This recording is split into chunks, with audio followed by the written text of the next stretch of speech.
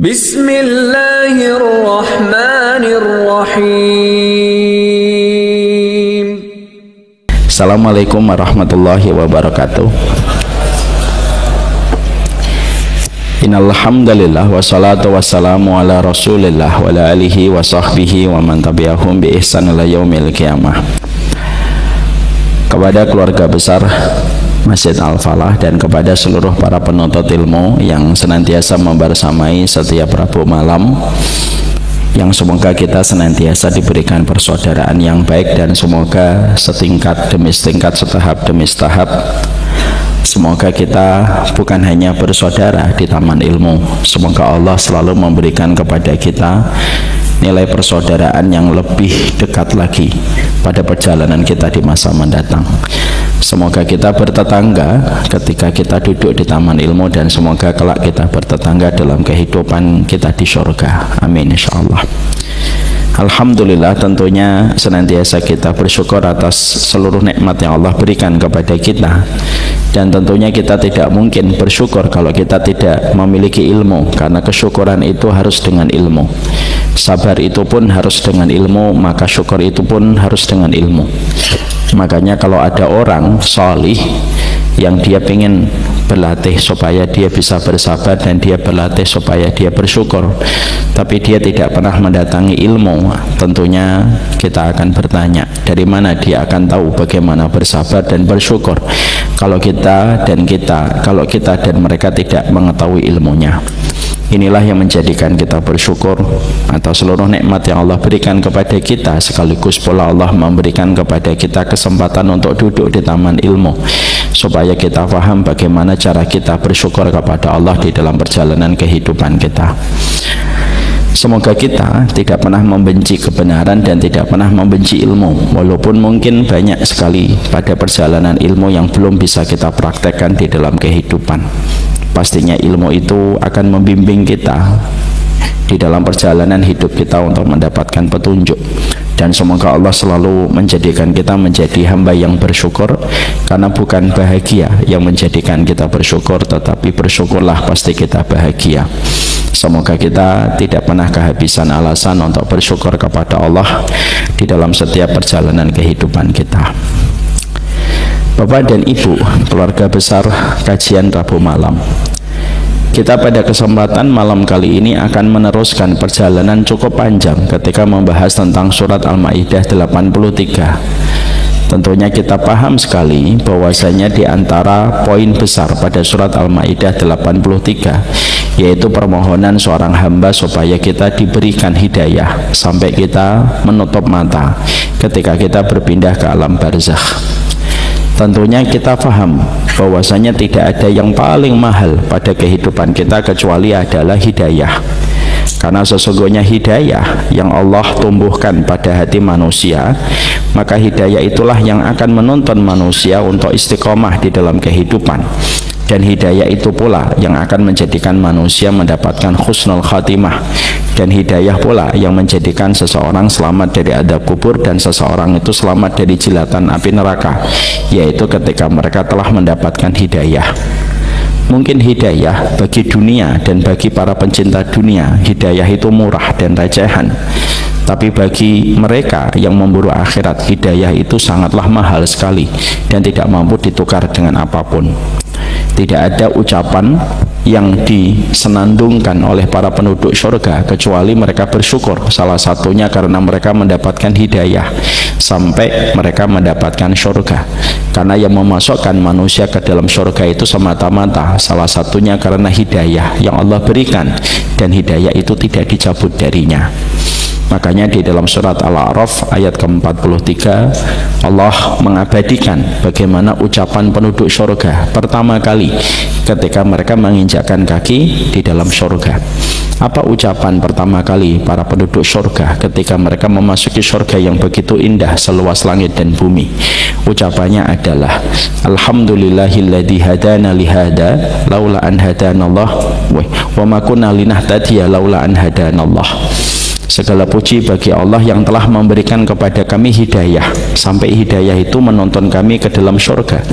Kalaulah bukan karena hidayah yang kami dapatkan, tentunya kami tidak akan mendapatkan petunjuk sampai kepada surga ini. Itu menunjukkan kepada kita, itu ucapan pertama kali penduduk surga ketika mereka telah mendapatkan surga dari Allah. Tidak ada yang disebutkan kecuali yang pertama adalah masalah hidayah yang telah didapatkan, untuk memberi arti dan makna yang tidak bisa kita dustakan, bahwasanya hidayah itu perkara yang paling mahal di dalam kehidupan seorang mukmin. Makanya maaf, tidak ada yang memahami hidayah kecuali adalah mereka yang memahami akhirat. Bagi mereka yang tidak memahami akhirat, mungkin hidayah itu merupakan barang murahan, tidak sebanding dengan benda-benda mewah yang mereka miliki, tidak sebanding dengan fasilitas duniawi yang mereka harapkan. Tapi sekali lagi, sesungguhnya hidayah itu mahal hanya untuk mereka yang mengerti betapa mahalnya hidayah, ketika hidayah itu bisa mengarahkan kita kepada keselamatan, dan hidayah itu merupakan komponen pertama setelah iman yang menjadikan kita dimasukkan ke dalam surganya Allah. Maka itulah yang menjadikan kita memahami betapa dahsyatnya kehidupan hidayah dalam kehidupan orang yang beriman. Doanya pertama ketika kita membuka Al-Quran itu bukan meminta supaya kita terbebas dari hutang. Doa pertama kalau kita membuka Al-Quran bukan doa ketika kita meminta istri yang solihah dan suami yang solih. Tapi doa pertama kali kalau kita membuka Al-Quran dimulai dari surat yang pertama, yaitu surat Al-Fatihah. Maka doa pertama kali yang kita baca dan kita lantunkan di dalam Al-Quran itu permintaan kita supaya kita mendapatkan hidayah. Ketika kita berdoa, yaitu adalah ihdinas siratal mustaqim, berilah kami hidayah supaya kami mendapatkan jalan yang lurus. Ihdina itu merupakan akar kata dari kata hada, yang merupakan maknanya merupakan petunjuk, dan itu kita ucapkan seharinya minimal 17 kali di dalam setiap salat kita, untuk memberikan kepada kita supaya kita semakin paham, supaya kita semakin ngerti. 17 kali kita mengucapkan permintaan untuk mendapatkan hidayah, karena saking besarnya hidayah itu dibutuhkan di dalam kehidupan manusia. Seorang Umar bin Khattab tidak akan pernah kita kenal kalau bukan karena hidayah yang Allah tumbuhkan pada hatinya. Karena sesungguhnya Umar bin Khattab akhirnya kita kenal, namanya harum, dan banyak orang menamakan anaknya dengan nama Umar karena terinspirasi dengan Umar bin Khattab, ya karena hidayah yang ada pada hatinya Umar bin Khattab. Seorang Salman Al-Farisi tidak akan pernah kita dengar namanya kalau bukan karena hidayah. Seseorang yang begitu panjang mencari perjalanan agama sampai akhirnya beliau berkunjung ke kota Madinah dan menemukan Rasulullah, dan akhirnya mendapatkan hidayah. Hidayah itulah yang menjadikan seseorang itu mendapatkan kunci kebaikan, karena simpul pada kehidupan kita itu adalah mendapatkan hidayah. Kita tidak mungkin akan mendapatkan anak yang solih kalau orang tuanya tidak mendapatkan hidayah. Bapak kalau tidak mendapatkan hidayah, bapak menjadi suami, tidak paham ilmu, tidak paham ketaatan, tidak paham ibadah. Bagaimana kita bisa membayangkan anak kita akan menjadi solih kalau bapaknya tidak mendapatkan hidayah? Padahal kita paham, busuknya ikan itu dimulai dari kepala. Kalau kepalanya sudah busuk, maka bawahnya itu akan menunggu busuk. Anak kita tidak akan mendapatkan kesolihan kalaupun orang tuanya tidak mendapatkan hidayah. Dari situlah kita paham hajat terbesar kehidupan manusia, sampai tercermin 17 kali kita berdoa meminta kepada Allah supaya kita diberikan hidayah. Dan doa pertama kali ada di dalam Al-Quran itu adalah hidayah, dan permintaan paling seringnya Nabi itu minta hidayah. Itu menunjukkan kepada kita, jangan remehkan hidayah, jangan pernah remehkan hidayah kita, karena hidayah kita itu lebih mahal daripada apapun. Bahkan tiket dengan surga seluas langit dan bumi pun akan kita dapatkan kalau kita sudah mendapatkan hidayah. Kenapa hidayah sekarang itu menjadi tidak berarti? Karena kita hidup di tengah kerumunan orang yang mengagung-agungkan dunia. Maka akhirnya hidayah itu tidak menjadi mahal bagi sebagian orang. Tapi hidayah tetap eksklusif di mata orang yang paham tentang kehidupan akhirat. Dan hidayah itu merupakan sesuatu yang paling besar bagi mereka yang mengagungkan urusan akhirat. Semoga kita termasuk yang memahami betapa mahalnya hidayah pada kehidupan kita. Inilah yang menjadikan kita, sebelum kita membahas apa perkara yang mencabut hidayah dalam kehidupan manusia, karena hidayah itu bukanlah sesuatu yang sifatnya ketika telah turun maka dia tidak bisa dicabut. Hidayah itu bagaimanapun sesuatu yang apabila turun masih bisa tercabut. Sebagaimana bangunan bisa roboh, sebagaimana makanan bisa basi, sebagaimana tubuh bisa menjadi rusak dengan penyakit, maka hidayah pun sama. Hidayah itu bisa rusak, hidayah itu bisa bertahan, hidayah itu bisa tercabut, disebabkan karena banyak hal.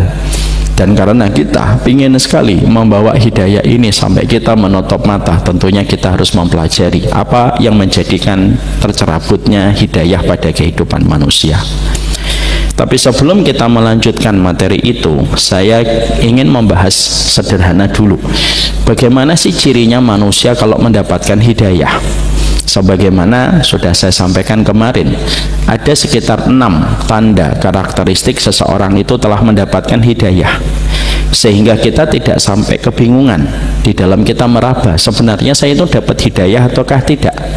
Karena kalau kita tidak tahu dan tidak pernah berusaha untuk tahu apakah kita telah mendapatkan hidayah, bagaimana kita bisa menjawab perjalanan kita ke surga kalau pertanyaan basic yang ada pada hati kita tidak terjawab? Pertanyaan itu adalah, sudahkah saya mendapat hidayah? Itu kan simpel sekali. Walaupun pertanyaan itu simpel, kata para ulama, satu, belum tentu semua orang bertanya-tanya kepada hidupnya apakah dirinya mendapatkan hidayah ataukah tidak. Karena banyak orang itu lebih melihat kepada pencapaian duniawi daripada urusan-urusan akhirat, sehingga tidak banyak orang yang bertanya kepada dirinya apakah dirinya sudah mendapatkan hidayah ataukah tidak. Yang kedua, ketika pertanyaan ini disadari oleh sebagian orang, apakah hidup saya sudah mendapatkan hidayah? Padahal ucapan pertama kali orang ketika di dalam surga itu menyebutkan kata hidayah yang dia dapatkan dari Allah sampai dia mendapatkan surga, maka pertanyaan itu terkadang ketika muncul banyak di antara kita tidak bisa menjawab, sebenarnya saya sudah dapat hidayah ataukah belum. Nanti kita melihat anak kita ini dapat hidayah ataukah tidak. Nanti kita melebar, menantu kita dapat hidayah ataukah tidak. Nanti kita melihat orang tua kita mendapatkan hidayah ataukah tidak. Kalau belum, apa yang harus dilakukan? Kalau sudah, apa yang harus dikerjakan untuk menjaga? Dan apa yang harus diketahui supaya hidayah ini tidak tercabut dari hati kita ketika Allah sudah berikan di dalam kehidupan. Kita tentunya faham, menyia-nyiakan makanan itu perbuatan tercela dan itu termasuk dosa besar. Bapak minum, ibu makan, lalu disisakan, sengaja disisakan, maka termasuk mubadir. Innal mubadirina kanu ikhwana syayatin. Sesungguhnya mubadir itu termasuk saudaranya setan.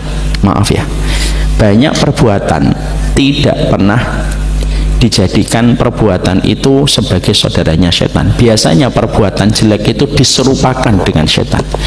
Makan dengan tangan kiri diserupakan dengan setan. Tapi beda dengan mubadir.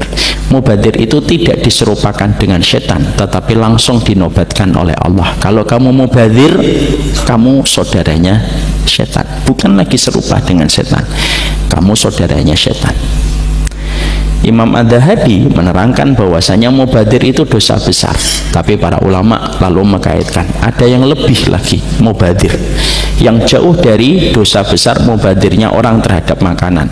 Bapak makan yang banyak lalu akhirnya tersisa, tidak mau makan, sengaja berulang-ulang kayak gitu. Maaf ya, terutama kalau lagi umrah, saya mengingatkan, kalau lagi umrah jangan mentang-mentang kita sudah bayar lalu mengambil seenaknya, lalu kita akhirnya menyisakan makanan itu banyak.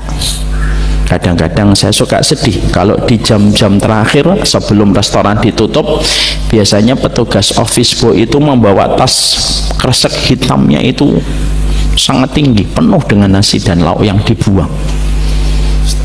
Itu termasuk mubadir dan itu bukan dosa kecil, dosa besar.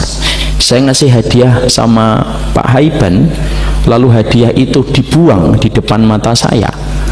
Mungkin nggak saya akan ngasih lagi ke Pak Haiban? No, saya nggak akan ngasih lagi ke Pak Haiban. Saya misalkan ngasih kepada beliau soto, terus sotonya dibuang di depan saya. maka sesungguhnya pasti saya tidak akan ngasih soto lagi kepada Pak Haiban. Maka itu juga contoh kepada kita bahwasanya kalau kita sampai buang, itu merupakan sebuah perkara yang Allah nanti tidak memberi kembali kepada kita. Kalau kita sudah paham mubadir terhadap makanan itu dosa besar, Bapak dan Ibu sadar apa mubadir yang lebih dahsyat daripada mubadir terhadap makanan?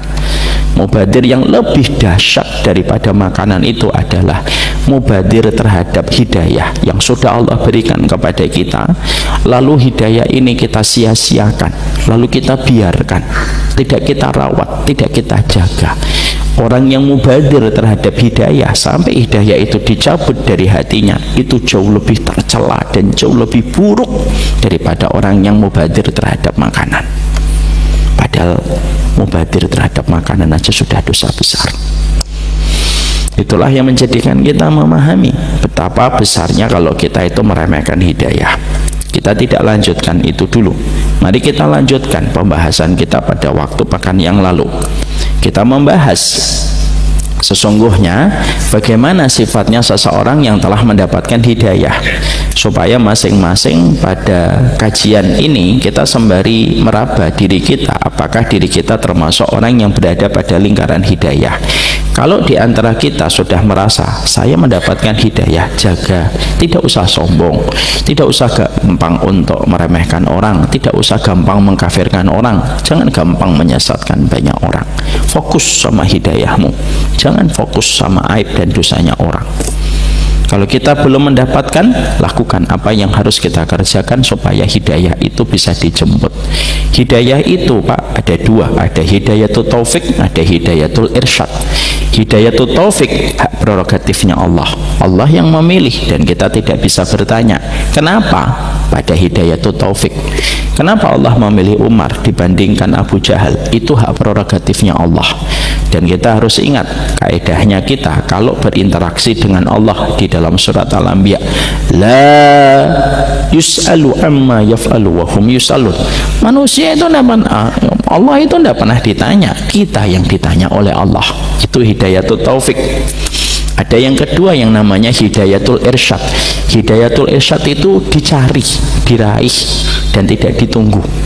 Kalau ada orang di luar sana mengatakan ayo ngaji, ada kajian hari Rabu di Masjid Al-Falah, enggak, belum dapat hidayah, salam sama ustadznya, ustadznya juga nggak kenal sama dia gitu.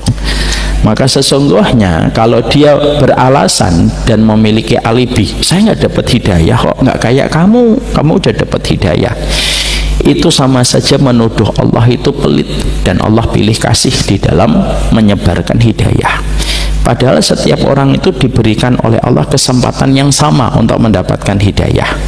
Kalaulah harta 1 miliar bisa diikhtiarkan, maka hidayah pun bisa diikhtiarkan.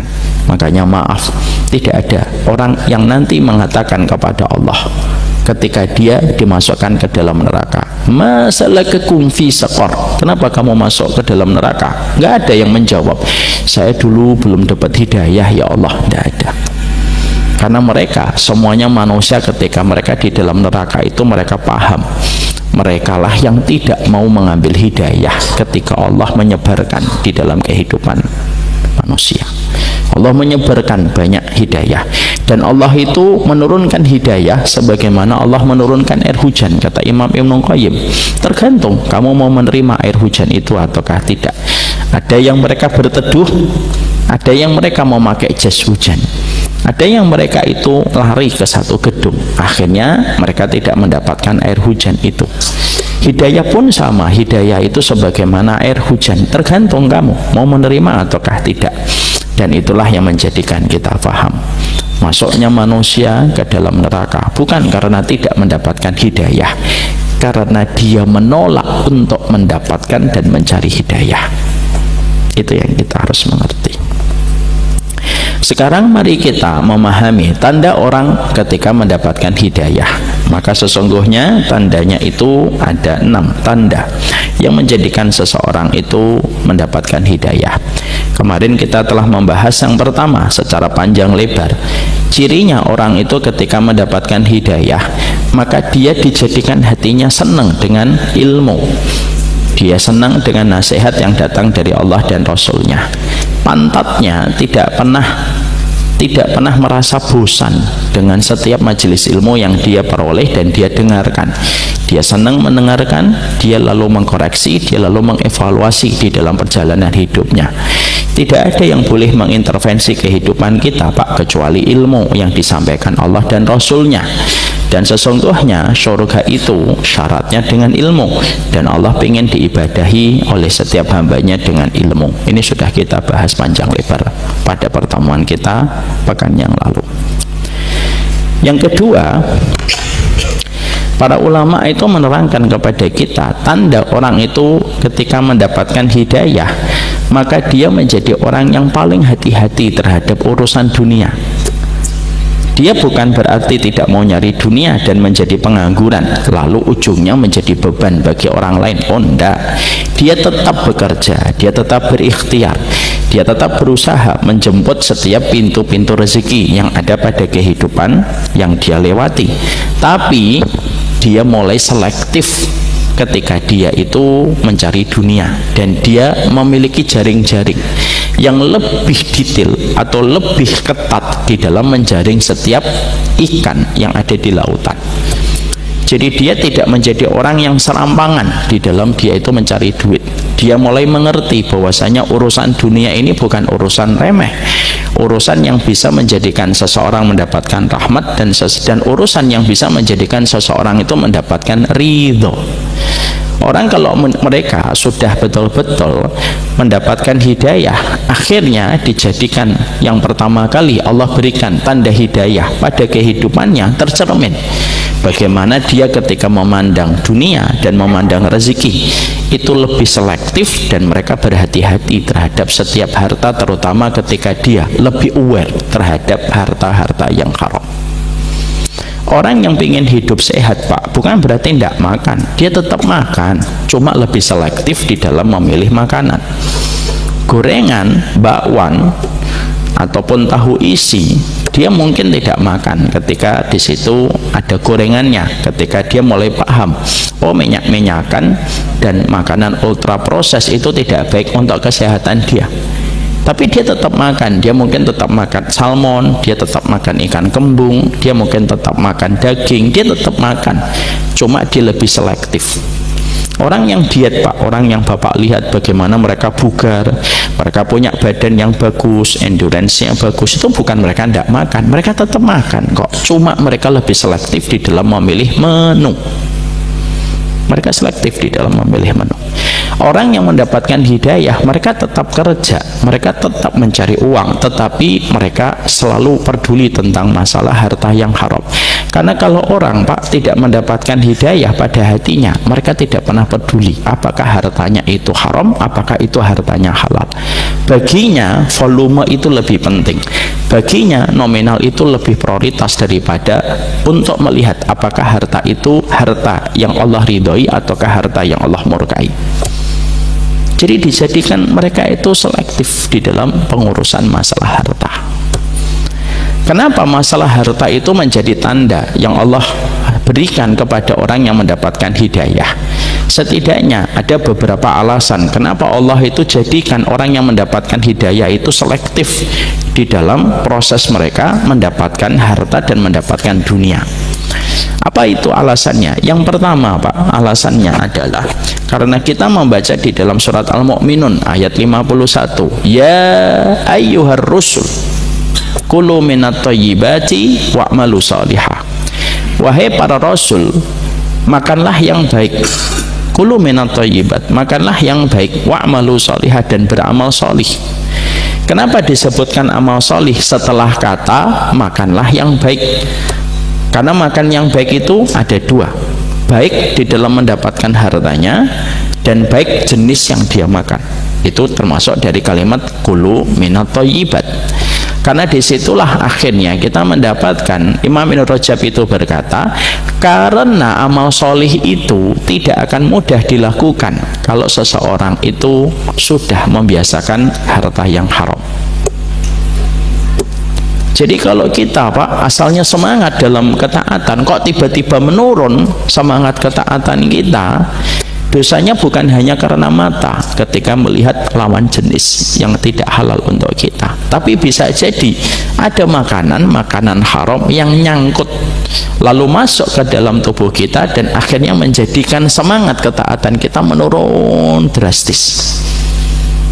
Karena makanan dan harta itu mempengaruhi hati di dalam memberikan perintah pada ketaatan dan ibadah yang kita lakukan dan kita kerjakan. Makanya indah di dalam Al-Mu'minun yang tadi kita baca, makan beramal solih. Ini korelasinya apa? Loh, korelasinya kuat. Karena apa yang kamu makan dari harta yang baik akan mendorong kamu melakukan ketaatan. Makanya kenapa Allah berikan hidayah itu adalah orang itu akan selektif di dalam memilih harta yang dia peroleh dan dia dapatkan, karena ketika dia selektif memilih harta, nanti Allah akan memberikan kepadanya dorongan kekuatan untuk beramal solih ketika dia telah mendapatkan harta yang bersih. Itu yang diinginkan oleh Allah ya. Maka ini alasan pertama kenapa harta itu menjadi salah satu indikator seseorang itu mendapatkan hidayah. Makanya maaf Pak, maaf sekali, bukan bermaksud mengomentari dengan perspektif yang negatif. Kalau ada orang sudah ngaji, dia mendapatkan indikator yang pertama, dia sering ngaji. Tapi ketika dia sudah sering ngaji tapi tidak mengubah dia untuk berhati-hati terhadap masalah berinteraksi pada harta, berarti hidayahnya itu separuh hati. Karena apa? Karena harusnya hidayah itu saling bersambung dan saling bersinergi, saling menguatkan. Indikator pertama akan bersambung dengan indikator yang kedua. Indikator yang kedua setelah mencintai ilmu itu apa? Dia sudah mulai resah dengan masalah harta, kalau harta itu tidak halal.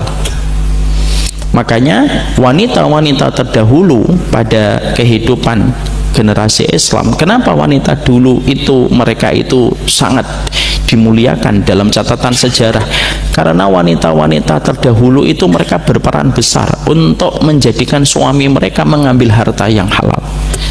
Apa ucapan wanita dulu sebelum mereka melepaskan suami mereka untuk bekerja? Mereka berkata, nasbir alal jaw wa nasbir alal nar. Kami sabar kalau kami lapar, tapi kami nggak sabar kalau kamu pulang membawa neraka. Itu ucapannya. Makanya saya pernah ngobrol dengan salah satu orang yang bekerja di KPK gitu. Saya pernah bertanya, apakah betul perilaku korupsi itu salah satunya karena dorongan dan gaya hidup seorang wanita pada satu keluarga? Maka dijawab sama beliau, iya Ustadz, ada korelasi dan ada hubungannya ya. Makanya Masya Allah, carilah istri Pak yang mengingatkan Bapak tentang surga. Carilah istri Pak yang mengatakan kepada Bapak, Mas, cari 2 miliar yang halal itu lebih baik daripada 3 miliar yang tidak halal gitu. Itu berarti istri solehah banget itu, mengingatkan tentang neraka tapi tetap ingat dunia. Jadi itu yang kedua. Sehingga akhirnya kita mendapatkan kan karena kalau hartanya itu baik akan mudah beramal solih. Sehingga perhatikanlah, kalau tiba-tiba kita turun, coba kenapa kok kita turun? Mungkin ada harta yang tidak halal, mungkin kita tidak mengeluarkan harta itu pada perintah-perintah yang Allah berikan. Bapak menahan diri harta, mungkin akan akibatnya dijadikan Bapak kalau sholat berat banget. Kenapa? Pelitnya Bapak mengeluarkan zakat dan infaknya. Karena apa? Sholat dan infak itu berkaitan erat. Makanya Allah selalu mengatakan berulang-ulang di dalam Al-Quran, wa aqimus sholata wa atuz zakah. Kok tiba-tiba sholat saya males ya? Padahal 2 bulan yang lalu saya itu semangat banget, semua sholat sunnah saya kerjakan, bahkan saya pengen tahajud dari isya sampai subuh. Songong sih kayak gitu itu. Tapi kok sekarang malah sholat ba'diyah beratnya luar biasa. Tahajud mending Pak, subuh aja 5:30 gitu kan. Oh mungkin padahal hartanya sama. Oh mungkin hartanya tetap sama, tapi kamu tidak mengeluarkannya. Akhirnya apa? Keburukan harta itu mencampuri harta yang halal ketika harta yang harusnya dikeluarkan tidak dikeluarkan. Nanah, jitah, kalau dalam bahasa Jawa itu jitah, Pak. Kalau dalam bahasa Indonesia nanah. Nanah itu kalau tidak dikeluarkan akan menyebabkan apa? Infeksi. Kalau tidak cepat diamputasi akan menyebabkan, kalau sampai menyebar, menyebabkan apa? Tindakan yang harus dilakukan, amputasi. Maka cara yang paling baik kalau nanah itu apa? Disedet dengan cara yang betul-betul hati-hati, menghindari infeksi. Insya Allah tidak akan menimbulkan luka kemana-mana. Harta itu, Pak, Bapak punya harta 10 juta yang harusnya keluar 500.000 sampai 1 juta dari 10 juta yang Bapak dapatkan. Bapak tidak mengeluarkan 1 jutanya, itu akan mempengaruhi kebersihan 9 jutanya. Karena apa? Karena minuman ini tidak bisa saya minum, kalau sudah tertetes dengan kotoran cicak, walaupun kotorannya itu hanya berapa mili dibandingkan berapa ratus mili misalkan di gelas ini, rusak semuanya, Pak. Nah, itulah yang menjadikan kita paham korelasi makanan dan harta dengan amal soleh itu korelasinya kuat. Itu soulmate, Pak, nggak bisa, itu soulmate yang nggak bisa dipisah. Makanya maaf kalau ada orang sudah dapat hidayah, sering ngaji, tapi dia tidak pernah merasa gelisah dengan hartanya. Ketika hartanya dia tahu di situ ada yang haram, tapi dia sengaja untuk mencari pembenaran dari harta yang haram itu, berarti hidayahnya masih setengah hati. Ya. Maka disitulah kita paham kenapa alasan yang pertama Allah itu menjadikan seseorang itu kalau mendapatkan hidayah dijadikan dia selektif di dalam memilih harta. Yang kedua yang kita pahami dari perkataan para ulama, karena masalah makanan itu yang menyebabkan Nabi Adam dikeluarkan dari surga. Berarti pemahaman terbaliknya itu adalah salah satu perkara yang memudahkan kita untuk memasuki surga itu apa? Ketika hidup kita, badan kita tidak membawa banyak harta yang haram, maka mudah masuk surga. Karena yang mengeluarkan seseorang dari surga itu salah satunya makanan haram. Berarti yang memudahkan orang untuk masuk surga makanan halal. Itu kaidahnya sesederhana itu yang dijelaskan para ulama. Kalaulah Nabi Adam hanya karena satu gigitan buah khuldi, sifatnya itu khuldi ya, bukan buahnya. Khuldi itu sifatnya yang ditiupkan oleh iblis. Ini sifatnya khuldi, mengekalkan. Kalaulah satu gigitan itu menjadikan Nabi Adam dikeluarkan dari surga dan mendapatkan hukuman, dan hukuman itu berimbas sama seluruh anak keturunannya hingga kita ini cicit keberapanya Nabi Adam, masih merasakan akibat dari apa yang dimakan sama Nabi Adam, dan kita sama-sama menjalani hukuman di dunia karena kakek kita pertama menjalani hukuman. Maka sesungguhnya dikatakan para ulama dibalik kaedahnya, berarti kalau yang pertama kali mengeluarkan orang dari surga, yang mengeluarkan manusia bukan makhluk, karena yang pertama kali mengeluarkan makhluk itu kesombongan, tapi yang mengeluarkan manusia pertama kali dari surga itu makanan haram. Kalau makhluk, iblis itu makhluk tapi bukan manusia. Yang pertama kali mengeluarkan manusia dari surga itu makanan haram.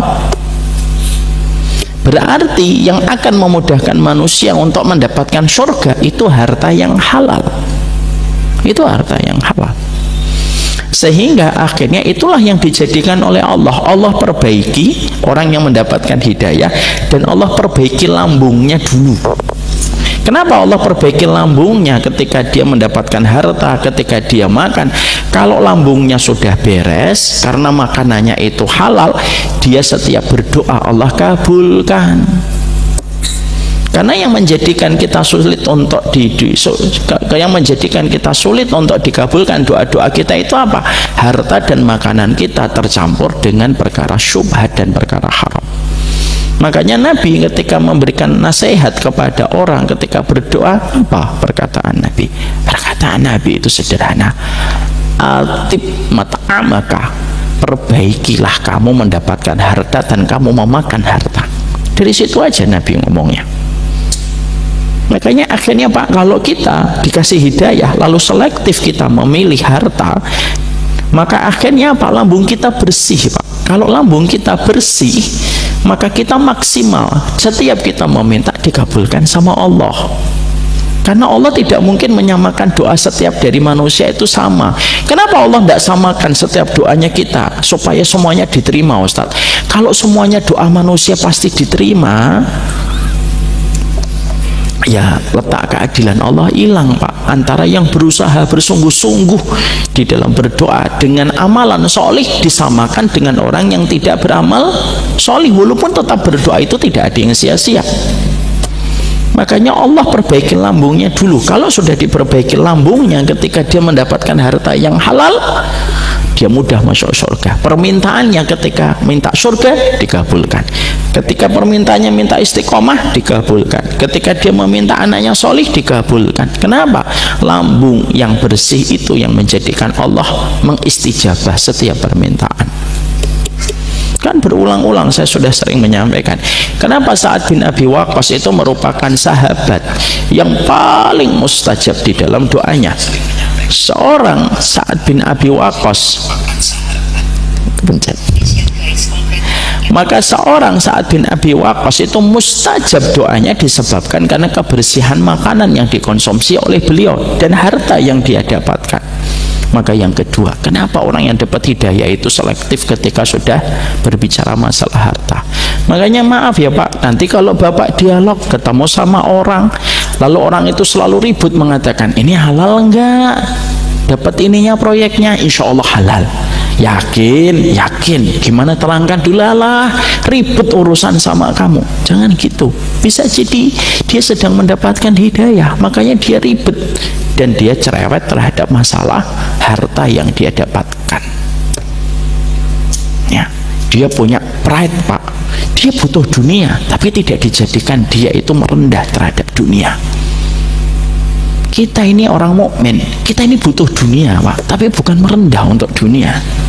Lanar, Kak, kita tidak mungkin rukuk sama dunia, Pak, sampai akhirnya kita korbankan Allah, sesuatu yang paling besar pada kehidupan. Tapi kita tetap butuh dunia. Iya, tetap kita butuh dunia, menegakkan tulang, mencukupi perut kita supaya kita bisa beribadah, menyekolahkan anak kita, tetap butuh dunia. Tapi kita tidak merendahkan iman kita hanya untuk mendapatkan dunia. Makanya maaf ya, betul kalau orang-orang bernas bijak itu berkata, kalau orang sudah bisa dibeli dengan uang, tidak ada harga dirinya. Kan itu kata orang-orang bijak bernas. Kalau kita sering membaca buku-buku hikmah, orang itu kalau sudah bisa dibeli, nggak ada harganya. Bahkan dia bercermin dengan dirinya sendiri pun tidak bisa. Ini yang dulu kamu omongkan, ini sekarang yang kamu omongkan. Ini yang dulu kamu katakan, ini yang sekarang kamu katakan. Dia pun tidak akan bisa bercermin. Kita butuh dunia, Pak. Siapa di antara kita yang tidak butuh dunia? Tapi kita tidak akan rukuk dan merendah untuk dunia, karena kita tahu kalau orang-orang yang bermaksiat itu menawarkan harta yang haram dan kita tepis, tidak mungkin Allah itu akan meninggalkan kita dan tidak memberikan kecukupan. Janganlah lambatnya satu rezeki yang Allah berikan kepadamu, kamu memotongnya dengan cara yang haram. Itu kata Rasulullah, itu kan kata-kata yang indah. Janganlah lambatnya satu rezeki yang Allah berikan kepadamu dilambatkan oleh Allah, menjadikan kamu memotongnya dengan cara yang haram. Tidak usah, tunggu aja dengan kita meminta pertolongan kepada Allah semata. Itu yang kedua, kenapa masalah dunia itu menjadi indikator hidayah. Yang ketiga, kenapa dunia itu menjadi indikator hidayah? Karena sesungguhnya Pak, kita ini masuk surga komponennya itu 3. 1, hatimu ikhlas. 2, ibadahmu berdasarkan ilmu. Yang ketiga, hartamu halal. Sudah cukup masuk surga. Karena intinya hadis Nabi itu 3 itu, kata para ulama. Hadis Nabi itu ada berapa? Ada ratusan ribu, Pak, hadis yang pernah diucapkan oleh Nabi. Kalau kita merujuk kepada Imam Ahmad, berapa hadis yang dihafalkan Imam Ahmad? Imam Ahmad itu menghafalkan 1 juta hadis. Kalau 1 juta hadis, intinya itu ada di hadis yang mana? Core-nya itu yang mana? Core-nya itu 3, Pak. Hadis riwayat Umar bin Khattab, hadis riwayat Aisyah, hadis riwayat Nu'man bin Bashir. Hadis Umar, ikhlas melakukan sesuatu karena Allah. Hadis Aisyah, memastikan apa yang kita perbuat berlandaskan dalil, tidak boleh mengarang-arang. Yang ketiga, hati-hati terhadap harta yang haram. Innal halala bayyinun wa innal harama bayyinun wa ma bainahuma umurun mutasyabihat. Yang halal jelas, yang haram jelas. Yang syubhat itu diantara yang halal dan haram. Makanya kalau kita, kenapa kok orang kalau mendapatkan hidayah itu dijadikan dia itu langsung sensitif terhadap harta? Karena sesungguhnya ketika dia itu sudah mendapatkan hidayah, maka dia mendapatkan intinya sunnah. Intinya sunnah itu 3. Jadi maaf ya Pak, misal Bapak beberapa waktu terakhir tidak bisa ngaji karena berbagai macam kesibukan yang tidak bisa ditinggal. Ya, ini 1 bulan terakhir ini jarang bisa ngaji. Tidak apa-apa Pak, kalau memang itu terpaksa. Tapi setidaknya jangan lepas dari 3. Selalu ikhlas dalam setiap perkataan dan perbuatan, selalu berlandaskan dalil atas apa yang kamu ucapkan dan kamu perbuat. Dan yang ketiga, jaga dari perkara syubhat. Itu sudah cukup menjadikan kamu sempurna di dalam pengamalan sunnah. Intinya sunnah itu 3 itu. Makanya nanti kalau bapak pulang ke rumah, istrinya nggak ikut, tanya, kamu tahu nggak intinya sunnah itu ada berapa? 3, Masya Allah. Bapak nanti akan dinilai istrinya, alhamdulillah, Masya Allah, suamiku tak lagi jadi ustadz. Intinya itu 3 itu Pak. Makanya itulah yang menjadikan kita memahami, oh kenapa Allah itu jadikan indikator orang itu kalau dapat hidayah itu sering memperbaiki masalah dunianya. Disitulah kita paham. Surat Al-Mu'minun ayat 51, kisahnya Nabi Adam ketika dikeluarkan dari surga karena dosa pertama manusia dari surga itu dikeluarkan karena masalah makanan. Dan yang ketiga, intinya sunnah itu ya cuma 3 itu. Jaga hatimu, jaga dalil kamu, dan pastikan kamu tidak tersentuh dengan yang syubhat. Kamu sudah ngikutin Rasul, sebaik-baik mengikuti dan sebaik-baik ittiba kepada beliau. Itulah kenapa akhirnya orang yang dapat hidayah itu diberikan selektif di dalam urusan harta. Kalau orang sudah selektif di dalam masalah harta, maka para ulama lalu mengatakan konkretnya itu ada 4. Konkretnya di dalam kehidupan itu ada 4. Gimana kalau orang itu sudah mendapatkan hidayah, selektif di dalam mendapatkan harta? Kalau orang itu sudah selektif di dalam masalah harta dan itu merupakan sebuah kekuatan yang istimewa yang hanya dirasakan sama orang yang mendapatkan hidayah, dan bagi orang yang tidak mendapatkan hidayah dia tidak akan merasakan itu Pak. Bagi orang yang tidak mendapatkan hidayah dia tidak akan merasakan itu. Maka maafkanlah saudara kita atau maafkanlah siapapun manusia yang mengomentari orang yang mendapatkan hidayah dari perspektif dia yang belum mendapatkan hidayah. Susah Pak ketemu, makanya tidak usah mengomentari. Kamu itu kerja udah dapat uang gede malah ditinggal gitu. Dia bicara dari perspektif orang yang belum mendapatkan hidayah untuk selektif memilih harta. Orang yang sudah mendapatkan itu kalau ada celaan semacam itu gak usah ditanggepin. Ngapain kita harus nanggepin?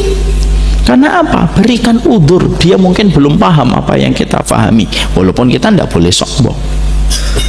Misalkan saya ngomong, tolong jangan hujat kaum muslimin gitu. Ada yang pernah ngomentari, lu ini tuh termasuk dari kebenaran akidah yang harus disampaikan. Ya gitu juga, yang saya sampaikan itu menghujat. Saya tidak bisa memaksa dia. Kenapa? Oh ternyata dia belum mendapatkan ilmu tentang keutamaan mencintai saudara muslim dan hati-hati menyikapi saudaranya. Kita tidak bisa memaksakan ukuran ilmu yang kita peroleh dengan ukuran ilmu orang lain yang belum memahaminya. Ukuran sepatu kita beda Pak, makanya tidak usah kita paksakan untuk sama. Sekarang konkretnya itu apa? Orang itu kalau sudah betul-betul mendapatkan hidayah dengan masalah sensitif dia terhadap masalah harta, maka akhirnya dia itu menjadi yang pertama akan kelihatan dia menjadi bersahaja dalam konsep dia mencari dunia. Dia tetap nyari uang, Pak. Dia tetap bekerja, tetapi tetap bersahaja. Dia bagi-bagi kewajibannya, bukan hanya nyari duit, tapi ada kewajiban yang terus dia berikan pada Allah, pada kewajiban lain. Orang kalau sudah dapat hidayah, bukan dia benci sama harta, enggak, dia tetap nyari, tapi sudah mulai bersahaja. Dia mulai luwes, Pak. Ada saatnya bekerja, ada saatnya dia ke masjid, ada saatnya dia sholat, ada saatnya dia kajian, ada saatnya dia bawa anak, ada saatnya dia bawa istri ke kajian.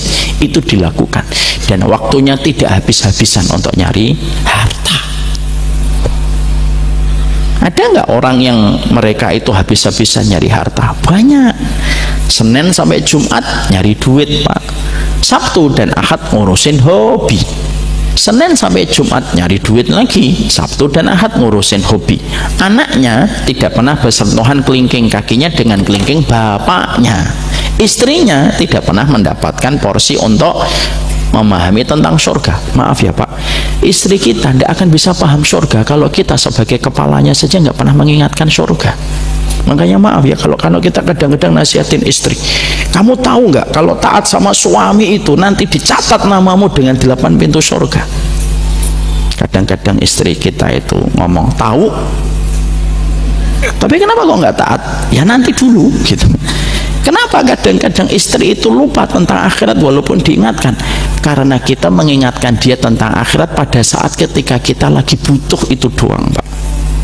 Tapi sehari-hari tidak pernah ngingetin akhirat. Pas lagi marah ngingetin surga. Kamu tahu nggak 8 pintu surga itu mencatat namamu? Bapak ngingetin surga pas lagi marah ketika perintahnya bapak tidak ditaati. Ya wajar, nggak pernah diingetin tentang surga. Ngingetinnya pas marah-marah, ya ndak ingat surga lah istri kita. Ibu-ibu maaf ya, ini jangan jadi sebuah alasan. Wah bener alasan itu Ustaz. Jangan gitu, jangan ngambil ilmu untuk pembenaran. Orang kalau mereka sudah dapat hidayah, konkretnya itu ketika mereka selektif memilih harta, maka dijadikan apa? Dia dijadikan oleh Allah itu bersahaja. Dia tetap nyari uang, Pak, tapi tetap memikirkan dakwah. Dia tetap datang ke masjid mikirin, dia tetap mikirin Palestina gimana bisa bantuin, dia tetap mikirin orang-orang yang pacaran di sekitar masjid itu gimana ya caranya supaya mereka sadar pacaran itu merusak. Dia dijadikan oleh Allah itu hatinya luas untuk memikirkan banyak hal. Orang itu kalau nggak dapat hidayah, hatinya itu sempit, Pak. Yang ada yang dipikir itu cuma kerjaan kantor. Bukan berarti kerjaan kantor tidak baik, tapi kalau hati kita sudah penuh dengan kerjaan kantor, sekalinya pulang kita lelah, setiap libur hobi, maaf, bukan kita bermaksud lebih baik, enggak. Tapi kata para ulama, kalau hatimu hanya diisi oleh Allah dengan kerjaan kantor, dan Allah tidak memasukkan di dalam hatimu tentang masjid, Allah tidak memasukkan pada hatimu tentang ibadah, Allah tidak memasukkan hatimu tentang keluargamu, bagaimana kamu membawa ke surga, berarti hati kita belum dipilih sama Allah. As simple as that, memahami ilmu itu gampang. Gak ada yang susah Allah menjelaskan ilmu dan kebenaran. Beliau sudah melepas pecinya 2 kali. Berarti sudah ada nisya. Ya insya Allah. Saya maaf belum dengar. Mari kita lanjutkan dengan salat isya. Nanti kita habis isya, nggak usah lama-lama Pak. Kenapa nggak lama-lama Ustaz? Hati saya ada keluarga saya Pak, jadi nanti saya nggak lama-lama. Barakallahu fikum, ini yang dapat saya sampaikan. Assalamualaikum warahmatullahi wabarakatuh. Apa-apa kita lanjutkan sebentar. Ketika kita akhirnya memahami betul bahwasanya orang-orang yang mendapatkan hidayah dari Allah semata dijadikan oleh Allah bagaimana dia selektif di dalam memilih setiap rezeki yang dia peroleh, setiap harta yang dia dapatkan, karena memang masalah harta itu mempengaruhi banyak pada segala lini kehidupan kita. Anak kita solih tidak solih biasanya ada pengaruhnya pada harta yang kita peroleh dan kita dapatkan. Kita mampu untuk melakukan ketaatan, kita malas melakukan ketaatan, itu pun ada pengaruh pada masalah harta. Maka itu yang menjadikan kita mengerti bahwasanya Allah ketika memberikan hidayah yang menjadi jalan kebaikan manusia menuju kepada surga seluas langit dan bumi, maka Allah jadikan hati mereka sensitif terhadap masalah harta. Itulah pula yang menjadikan kita memahami konkretnya kalau orang itu betul-betul sudah dipilih oleh Allah hatinya di dalam masalah harta, maka dijadikan bagaimana dia memiliki sifat-sifat yang sangat nampak pada perjalanan kesehariannya. Yang pertama, dijadikan bagaimana dia bersahaja di dalam hidupnya. Dia tetap bekerja, tetapi dia mampu membagi bilik-bilik waktunya dan bilik-bilik hatinya dengan berbagai macam kewajiban-kewajiban yang lain. Kalau bapak bekerja, tapi bapak juga bersemangat untuk memakmurkan masjid, itu merupakan tanda Allah memberikan kepada kita hidayah. Kalau kita bekerja, tapi kita punya semangat untuk mendidik anak kita, mengajari anak kita, itu berarti tanda hidayah. Pekerjaan yang kita miliki, aktivitas yang kita lakukan ketika mengumpulkan harta, tidak menjadikan kita tumpul untuk bisa melakukan kewajiban-kewajiban yang lain yang ada pada kehidupan pundak kita ketika kita menjadi manusia. Yang berikutnya konkretnya yaitu dijadikan kita itu ketika mendapatkan harta maka kita tidak menumpuk lalu kita selalu sibuk untuk menghitungnya. Ini tanda orang kalau sudah dapat hidayah, Pak. Kalaupun dia dapat banyak, dapat sedikit, salah satu di antara yang sama adalah dia tidak dijadikan untuk menghitung hartanya dan selalu mengumpulkan terus dan menghitungnya. Makanya salah satu di antara kriteria yang dibenci oleh Allah ada pada surat Al-Humazah, wailul likulli humazatil lumazah alladzi jama'a malau wa addadah. Ngumpulin, ngitung, ngumpulin, ngitung, ngumpulin, ngitung. Orang kalau dapat hidayah bukan itu yang menjadi aktivitas hariannya. Dia tetap ngumpulin harta, Pak. Dia tetap bekerja, dia tetap mendapatkan gaji, dia tetap berbisnis. Tapi dia tidak akhirnya terforsir untuk mengumpulkan, menghitung setiap waktunya. Lalu dia tidak berambisi untuk mengumpulkan pada target yang dia tetapkan.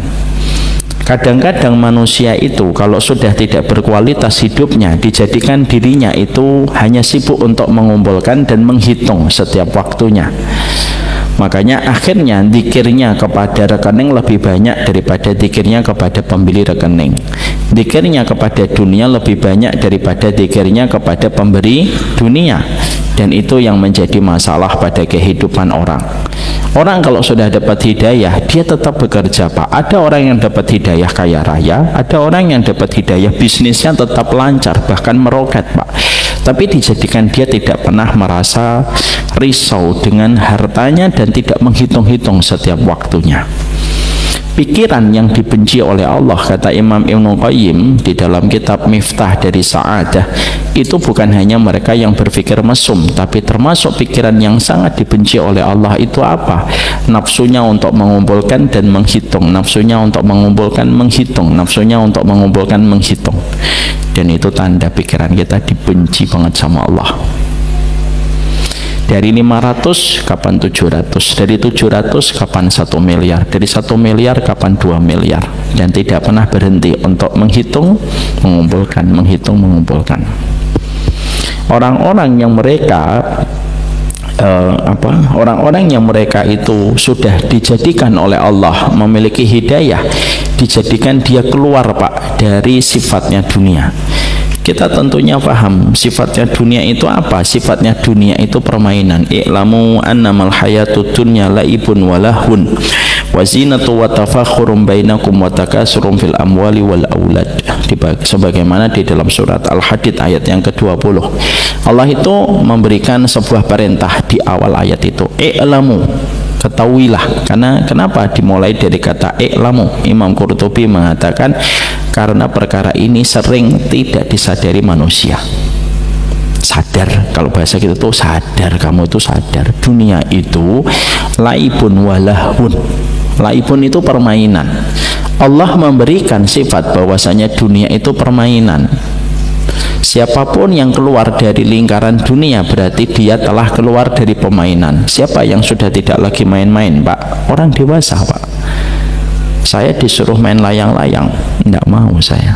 Walaupun dulunya, jangan tanya, kalau ada layang-layang, sampai layang-layang putus pun kita kejar, nabrak potnya orang itu enggak kita pedulikan, hanya untuk mendapatkan layang-layang. Kelereng, kita dulu penggemar kelereng, Pak. Kita sampai bisa dari jam 1 sampai jam 5 sore main kelereng. Itu permainan. Kenapa kita sekarang tidak suka dengan layang-layang dan kelereng? Karena kita sudah dewasa. Maka indah betul ketika Allah mengatakan dunia itu permainan, dan siapapun yang sudah keluar dari dunianya, dia tidak ngitung-ngitung, berarti dia telah dewasa pada kehidupan imannya dan tidak lagi mengikuti ritme permainan yang ditawarkan oleh pola dunia. Maka disitulah akhirnya kita memahami bahwasanya dia tidak menumpuk-numpuk dan dia tidak menghitung-hitung setiap waktunya. Itu konkretnya orang kalau sudah mendapatkan hidayah, pada konkretnya dia dalam urusan dunianya. Yang ketiga, dia tidak pernah menyesal, Pak, ketika dia menampik pada sesuatu yang haram. Dia nggak pernah nyesal. Ketika dia menampik yang haram itu tidak ada penyesalan, karena dia tahu yang haram itu berbanding lurus dengan api neraka. Ketika dia paham harta itu kalau halal hisabnya panjang, kalau harta itu haram adabnya pedih, dia tidak pernah merasa menyesal ketika dia menampik yang haram. Orang berkomentar, dia tidak menjadi orang yang takut dengan komentarnya manusia. Wala yakhafuna laumata laim. Walaupun ayat ini khusus bicara tentang perjuangan, tapi ini sebenarnya umum. Orang-orang yang mereka itu sudah mendapatkan hidayah, ketika mereka menampik yang haram, mereka tidak khawatir dengan komentar-komentar orang yang sinis ketika berkata kepadanya, ente ini gila ya, 1 miliar ditolak. Iya, tapi di situ ada yang haram, tidak mau. Ini gila banget, tidak apa-apa dibilang gila. Muhammad bin Sirin, Pak, dikomentari banyak orang, padahal Muhammad bin Sirin pernah memiliki sebuah kisah nyata, saking takutnya beliau kepada yang haram. Tahu Muhammad bin Sirin? Insya Allah tidak tahu, insya Allah. Ulama besar, Pak. Muhammad bin Sirin itu pedagang dan saudagar madu. Saudagar madu, Pak.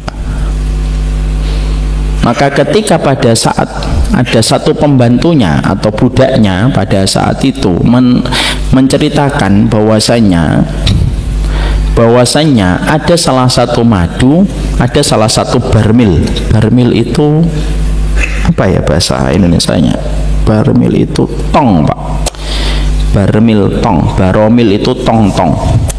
Beliau itu punya baromil, punya bertong-tong madu, Pak.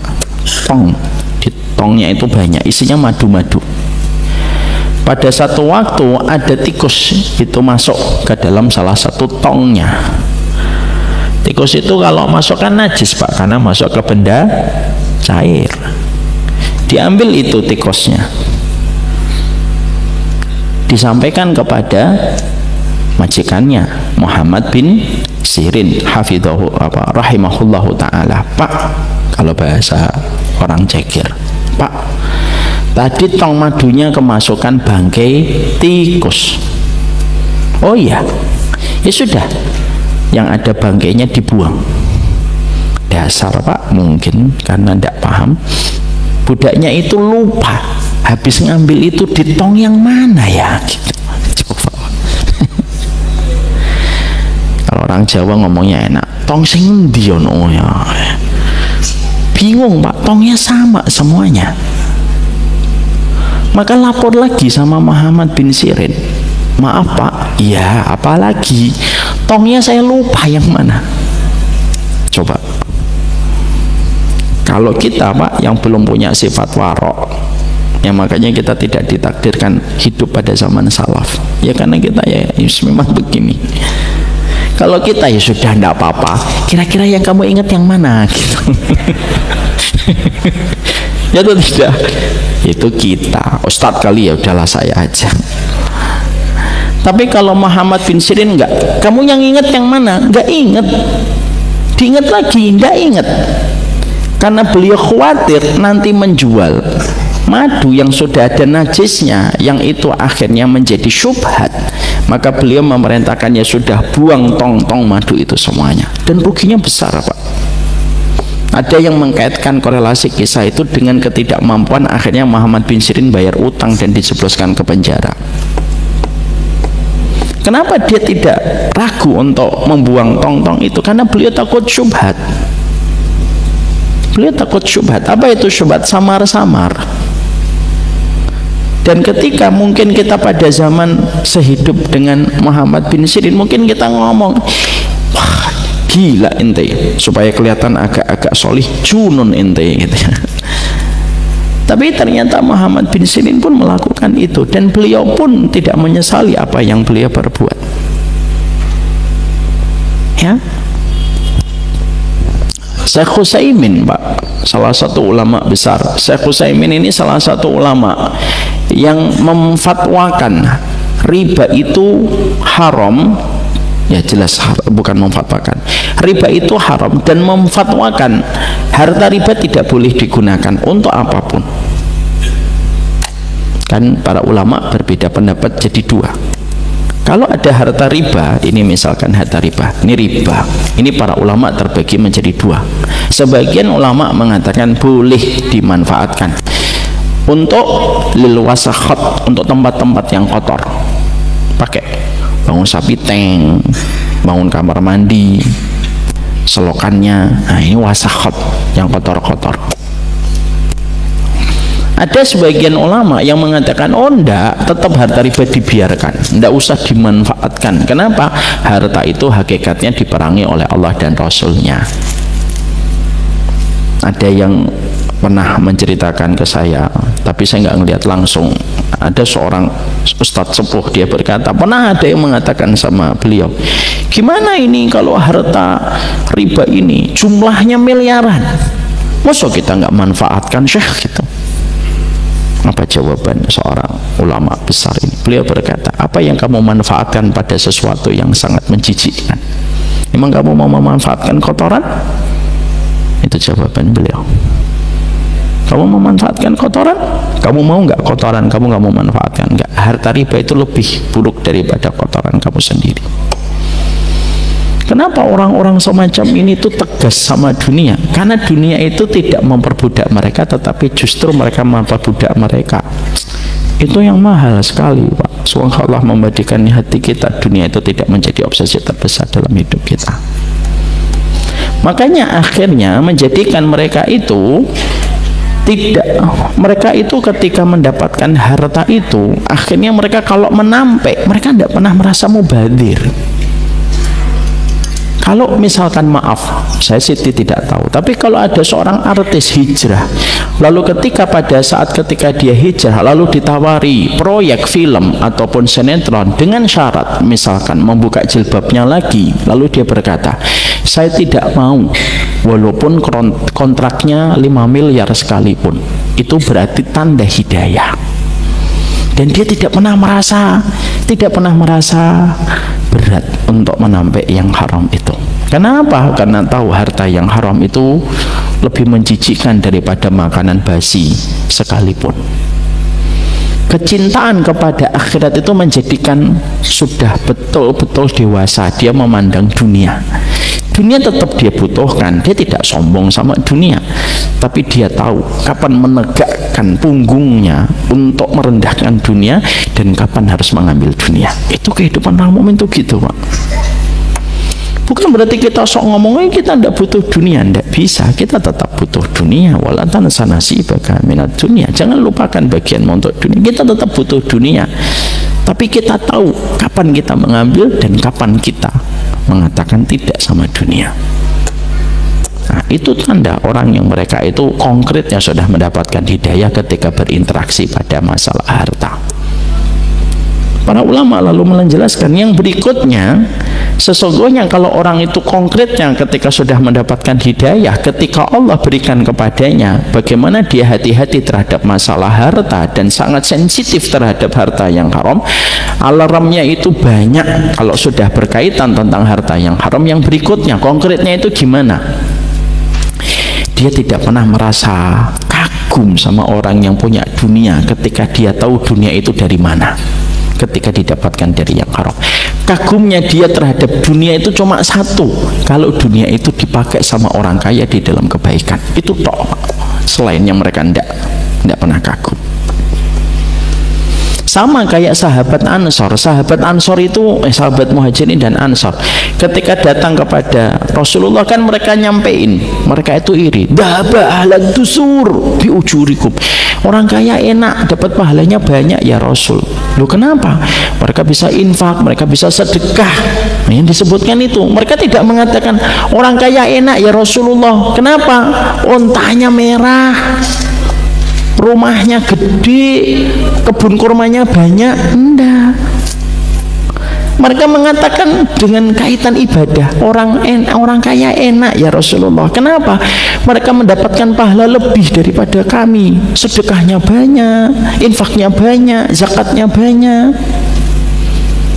Artinya dari situ para ulama itu menerangkan, orang kalau sudah tersentuh hidayah Pak, maka dia tidak pernah terpesona dengan masalah kekayaan. Terutama ketika kekayaan orang itu didapatkan dari sesuatu yang syubhat, dia nggak tertarik Pak. Biasa, standar dia tidak akan tertarik. Tertariknya itu hanya kepada orang-orang yang mereka itu menginfakkan hartanya di jalan Allah, dadanya bergemuruh, dan akhirnya dia berdoa, ya Allah kalau aku kaya, jadikan aku kayak dia. Kita ngelihat Ar-Rajihi, salah satu ulama, salah satu orang kaya di Arab. Kita bergemuruh Pak, ya Allah jadikan aku kalau kaya kayak beliau. Itu saja Pak. Tapi tidak bergemuruh dengan apa yang dia beli, tasnya, mobilnya. Dia nggak merasa itu sudah dzalika fadlullah yu'tihi may yasha. Dia tahu semua itu dibagi sesuai yang Allah kehendaki.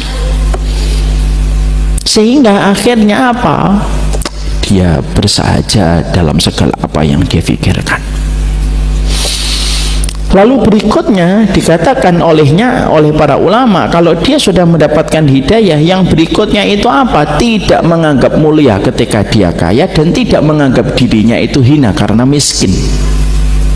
Jadi tenang aja dia, kalaupun dia kaya, dia tidak merendahkan orang ketika orang itu tidak sekaya dirinya. Itu berarti sudah dapat hidayah dia Pak ya.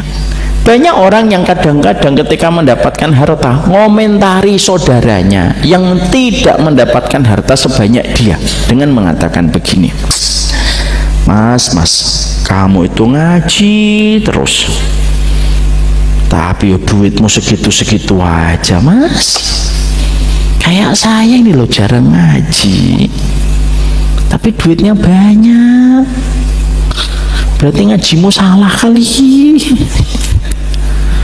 Lalu mengomentari benar dan salahnya orang itu dalam masalah harta gitu loh. Kalau ada orang miskin, seakan-akan itu salah di dalam mengamalkan agama. Maaf ya Pak, saya tidak membenarkan kalau ada orang yang mengatakan tidak ada kata miskin di dalam Quran. Loh, kata miskin itu disebut berulang-ulang dalam Quran. Ketika Allah menyampaikan di dalam surat An-Najm, wa annahu wa aghna wa aqna, itu cuma satu ayat. Tapi kata miskin itu disebut berulang-ulang oleh Allah di dalam Quran. Miskin itu salah satu di antara takdir Pak. Kenapa ada orang miskin? Ada hikmahnya. Kenapa ada orang kaya? Ada hikmahnya. Kenapa sih semua orang tidak dijadikan kaya Ustaz? Kalau semuanya dijadikan kaya, keharmonisan hidup tidak berjalan dan keberlangsungan hidup tidak berjalan Pak. Semuanya nyumbang lift Pak. Lah terus yang bangun liftnya siapa? Makanya liftnya masih kurang separuh. Keberlangsungan hidup itu karena ada yang kaya dan si miskin. Tapi Allah itu tidak pernah lari dari si miskin hanya untuk menuju kepada yang kaya. Tidak pernah Pak. Wong yang jadikan kaya Allah, yang jadikan miskin Allah. Salah besar kalau kita mengatakan Allah hanya ada di tempat orang kaya dan Allah tidak berada di tempat-tempat bedek. Tidak ada. Rob yang disembah sama orang kaya sama dengan Rob yang disembah orang miskin, sama Pak. Dan Allah sama-sama menyayangi setiap makhluknya.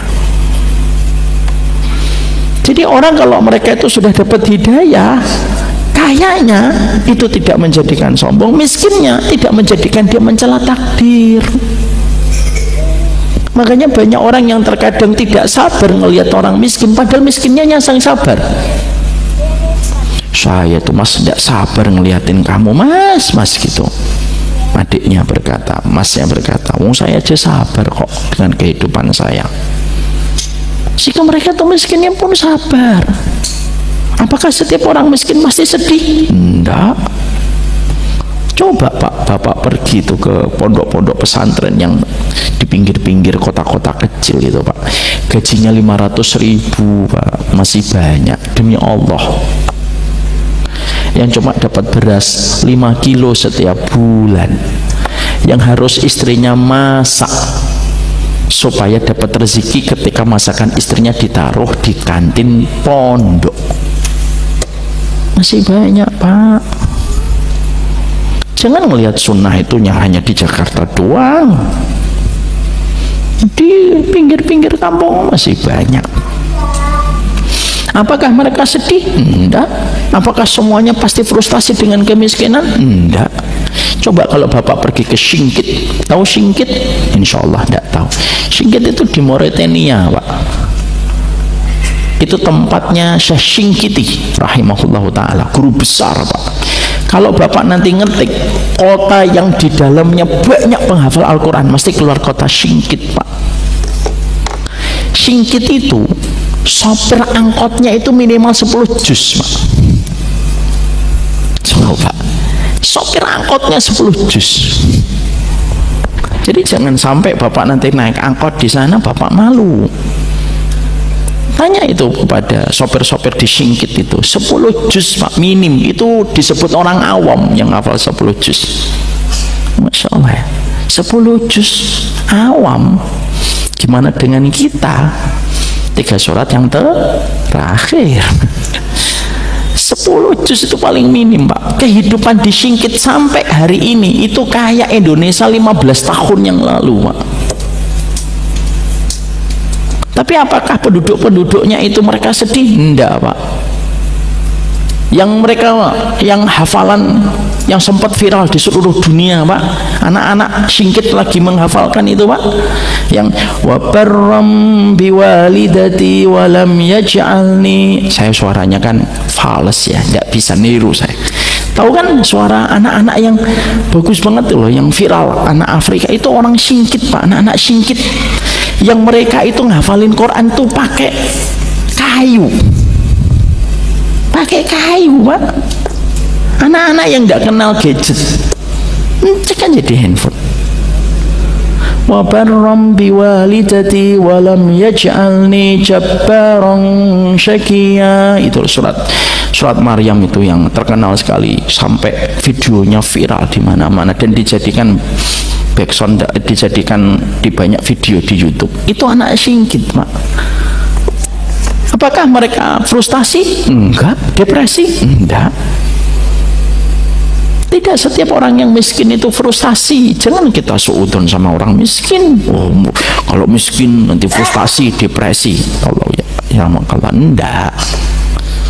Orang Gaza miskin-miskin pak, dibandingkan kita rumah sudah hancur berantakan. Bandingkan orang LA kebakaran, sedihnya kemana-mana, padahal cuma kehilangan rumah, belum dibandingkan dengan orang-orang Gaza. Tapi lihat senyumannya mereka. Tidak semua orang miskin itu frustasi. Kapan itu? Kalau mereka sudah dikasih oleh Allah hidayah. Miskinnya tidak menjadikan mereka rendahan, kayanya tidak menjadikan hati mereka meninggi dan melangit. Santai, mau kaya mau miskin sama aja. Makanya kalau orang sudah kayak gitu pak, nyantai aja. Nyari menantu pun nyantai, nyari apapun pun santai, karena sudah selesai dengan permainan. Ilmu annamal hayatud dunya laibun walahun, udah selesai. Tapi kalau kayaknya itu tidak dapat hidayah, ya begitu, cerewet terus masalah harta. Maka akhirnya dia itu akan menjadi orang yang kemuliaannya dan kerendahannya itu tidak ditentukan di masalah hartanya. Dan yang terakhir, yang kelima, gimana konkretnya orang kalau sudah mendapatkan hidayah dan itu terpancar dari dia berinteraksi pada masalah harta? Yang kelima, dia mudah berbagi. Tidaklah dia dapat kecuali berbagi. Tidaklah dia mudah dapat kecuali berbagi. Tidaklah mudah dia dapat dia kecuali berbagi. Ada satu hadis yang saya jadikan penutup untuk poin yang kedua, karena poin yang kedua sudah selesai. Ada hadisnya indah, Pak. Dalam satu riwayat yang sahih, inna lillahi aqwaman yakhtassuhum bin ni'am limana fi'il ibad. Allah itu punya keluarga. Allah itu misalkan ini Allah ini punya keluarga. Allah punya keluarga di atas muka bumi. Ini keluarga-keluarganya Allah. Keluarga-keluarganya Allah ini, kenapa Allah sampai menyebutnya lillahi aqwam? Allah punya keluarga-keluarga itu karena keluarga-keluarga ini adalah orang-orang yang spesial, dapat titipan harta dari Allah. Dia dapat 10 miliar, dapat 10 miliar, dapat 10 miliar, contoh kasus. Atau dapat 100 miliar, 100 miliar, 100 miliar. Atau 271 triliun, 271 triliun, 271 triliun. Lah orang-orang ini kenapa dititipin harta oleh Allah yang banyak? Karena Allah menitipkan orang-orang fakir miskin harta dan rezeki mereka melalui orang kaya ini, Pak. Allah bisa ngasih langsung, tapi bukan begitu caranya Allah membagi rezeki. Allah bisa ngasih langsung, Pak. Kata Abdul Badawi Al-Khalafi dalam kitabnya Ahbabullah, Allah tuh bisa ngasih langsung sama fakir miskin. Bisa atau tidak bisa, Pak? Bisa, Pak. Bapak nggak usah bayar zakat, Bapak nggak usah bayar infak, Bapak nggak usah bayar sedekah. Cukup Allah yang bagi. Kenapa Allah nggak bagi, harus melalui? Itu ujiannya. Kenapa Allah titipkan ada yang kaya? Karena yang kaya ini kalau mereka mau berbagi, limana filibat, mau berbagi kepada fakir miskin terus, itu caranya Allah membagi rezeki kepada seluruh manusia. Maka selama orang-orang kaya ini dia terus berbagi kepada fakir miskin yang ada di sekitarnya dari hamba-hambanya Allah, selama orang-orang miskin ini terus berbagi, selama itu pula Allah akan nobatkan mereka sebagai distributor rezeki selama mereka terus berbagi kepada orang di sekitar. Contoh konkretnya, Bapak tahu Masjid Al-Falah, ternyata semua dana yang kita titipkan di Masjid Al-Falah itu betul-betul dipakai memakmurkan. Imamnya, mungkin kajiannya, mungkin fasilitasnya, semuanya harta yang ada di sini diputar untuk kebaikan jamaah dan selalu tepat sasaran. Ada makan siangnya, belum ada makan malamnya, gitu ya. Ya kan contoh, ya kan ya, iya, masuk makan siang ada, makan malam ada makan siangnya gitu. Ternyata semuanya tuh dipakai. Wah, makan siang ada, makan malam juga ada. Kita nitip nyaman atau tidak nyaman, Pak? Nyaman. Dan mungkin besok nitip lagi. Kalau kita punya harta, ada bagi-bagi warisan 271 triliun, bagi lagi, Mak, di situ, Pak, selama 6 tahun. Nah, itu kayak kejadian apa saya nggak tahu.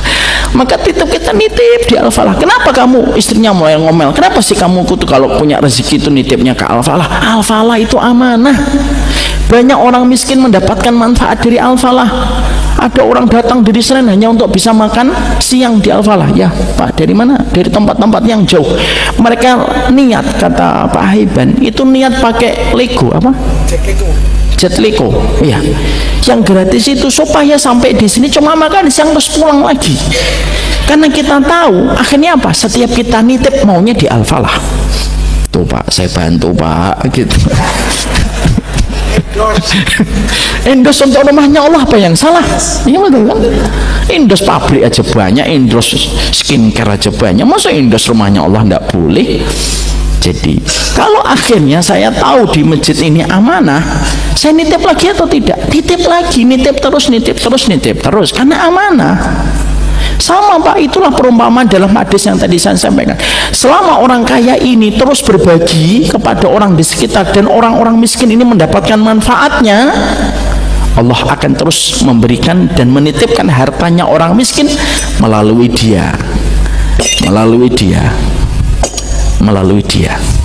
terus dititipin oleh Allah terus. Tapi ketika salah satu di antara mereka tiba-tiba tidak mau lagi berbagi, misalkan ini tidak mau lagi berbagi, Allah tahan, Allah tidak lagi nitip sama dia. Wah, ternyata dia selewengkan hartanya orang miskin, malah dipakai sendiri. Allah tahan, Allah tahan, Allah ganti, wa hawalhum ila ghairihi. Kata Nabi, Allah pilihkan yang lain untuk menggantikan yang ini ketika tidak lagi mau berbagi. Insyaallah. Jadi disitulah orang kalau sudah selesai dengan masalah harta, dia akan mudah berbagi. Dia mudah untuk berberi, dia mudah untuk memberi. Dia sembunyikan apa yang dia beri, dia tidak kuasai semuanya. Harta itu Pak, semakin kita kuasai sendiri, itu sebagaimana tubuh kita menyerap makanan terlalu banyak. Apa yang terjadi Pak? Jantungnya kegencet, livernya kegencet. Kenapa? Kebanyakan makan, tidak bisa ngeluarin. Kalau kita makan harus sering jalan, harus sering workout, harus sering angkat beban, punya keringat. Kenapa kok harus kayak gitu? Karena yang masuk harus ada yang keluar. Moga-moga habis ini dapat lift ya Pak, insya Allah ya Pak. Ada yang masuk itu pasti ada yang keluar. Kalau cuma masuk doang, ya sudah, badan akan rusak. Dan itu tandanya orang kalau mendapatkan hidayah, dia dijadikan oleh Allah ketika mendapatkan hidayah itu apa? Selektif di dalam masalah harta. Selektif dalam masalah harta, dia akan menolak yang haram. Dia tidak pernah merasa menyesal meninggalkan yang haram. Dia tidak akan iri sama orang kaya kecuali ketika yang kaya di dalam ketaatan. Dia bersahaja ketika di dalam hidup, tidak mati-matian nyari uang, tapi menyelesaikan kewajiban-kewajiban sebagai hambanya Allah yang lain. Dia tidak menjadi sombong dengan kaya dan tidak pernah merasa rendahnya karena dia miskin. Dan itulah mulianya hidayah, itu bisa terbaca melalui harta yang didapatkan. Yang salah bukan kekayaannya, yang salah itu pengelolaan terhadap kekayaan. Jangan benci orang kaya, karena yang salah itu bukan kekayaannya. Yang salah itu ketika mengelola dengan cara yang tidak ditentukan prosedurnya oleh Allah. Boleh nggak kita minta kaya supaya bisa bermanfaat? Boleh. Kan sudah saya sampaikan, mana yang lebih utama, kaya yang bersyukur atau miskin yang bersabar?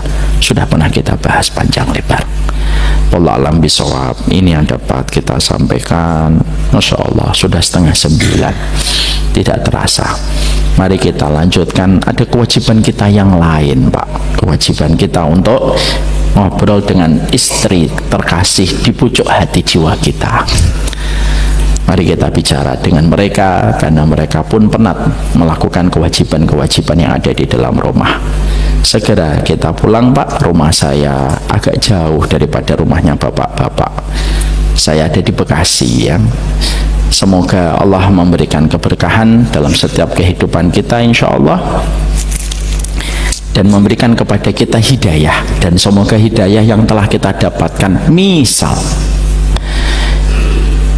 moga-moga hidayah itu tetap terjaga ya. Tidak perlu nanti Bapak setelah ini membuat pengakuan kepada keluarga. Tadi kajian Ustadz itu tentang masalah hidayah, saya sudah dapat hidayah ternyata. Jangan gitu. Merasa belum itu lebih baik daripada merasa sudah lalu kita menyanyiakan. Semoga Allah menjaga hidayah di dalam hati kita. Masih ada berapa tanda hidayah di dalam kehidupan manusia? Masih ada 3, kita baru bahas 2, masih sisa 3. Insya Allah lain waktu kita sampaikan, dan saya pamit undur diri. Dalam 2 kali pertemuan ke depan tidak membersamai.